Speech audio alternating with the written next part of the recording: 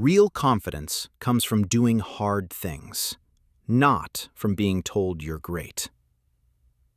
Quick note, if you're sharing parenting with someone who has different instincts about praise and challenge, this video might give you language for productive conversations.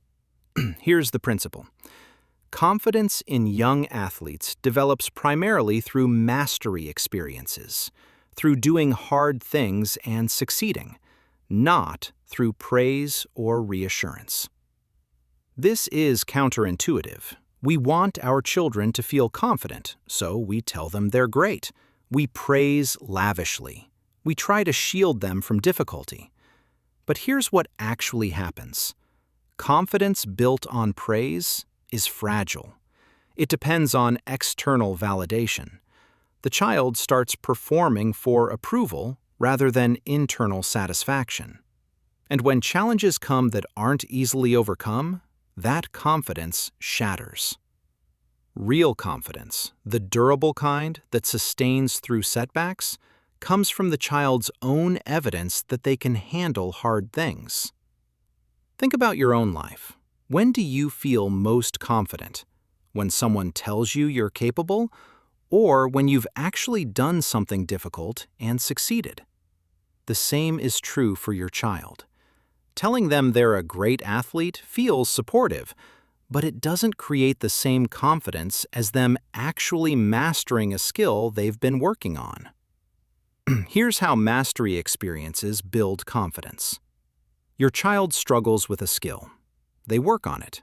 They fail repeatedly. They keep working. Eventually, they succeed. Their brain registers, I did that. I figured it out. I'm capable. That's confidence. It's internal. It's based on evidence they trust, their own experience. Now, contrast that. Your child struggles with a skill. You tell them they're doing great even when they're not. You praise effort without acknowledging they haven't mastered it yet. Or you rescue them from the struggle by lowering the bar. What message does that send? You need my reassurance. You can't trust your own judgment. Difficulty means something's wrong. That doesn't build confidence. It builds dependence on external validation. So, what does appropriate confidence building look like? First, let them struggle appropriately. Not to the point of despair, but within their developmental capacity. Struggle is where learning happens. Don't rescue too quickly. Second, recognize effort and persistence, not just outcomes. I can see you're working really hard on that is more helpful than you're so talented. The first reinforces what they control. The second doesn't. Third, help them notice their own progress. Do you remember when you couldn't do that at all? Look how far you've come. This trains them to self-assess rather than look to you for judgment. Fourth, make sure they're in environments where mastery is actually possible.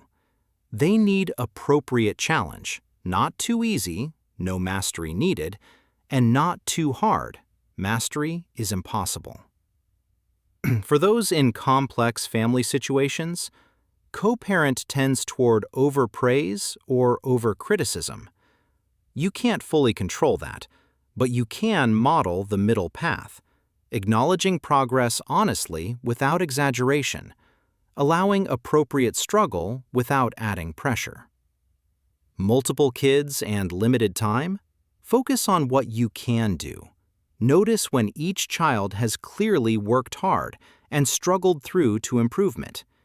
Even a brief, I noticed you stuck with that today. That's real growth, can matter. Financially constrained? Mastery experiences don't require money. They require appropriate challenge and persistence. Free practice with friends can build just as much confidence as expensive coaching if the challenge level is right. Here's what undermines confidence development. Constant comparison to others. Why can't you do it like they do? This teaches them their value is relative, not intrinsic. It makes every peer a threat rather than a teammate. Praise that doesn't match reality. Overpraising creates anxiety. If I'm not actually this good and they think I am, what happens when they find out? It also teaches them not to trust your feedback. Removing all challenge. Always practicing things they've already mastered feels safe, but doesn't build confidence.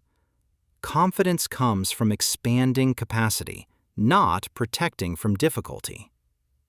Making their performance about your emotions.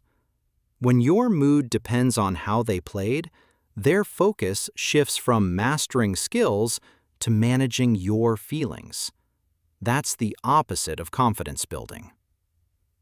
Tune in for part 2, where we'll talk about calibrating appropriate challenge, what to do when they're genuinely struggling, and how to build confidence that lasts.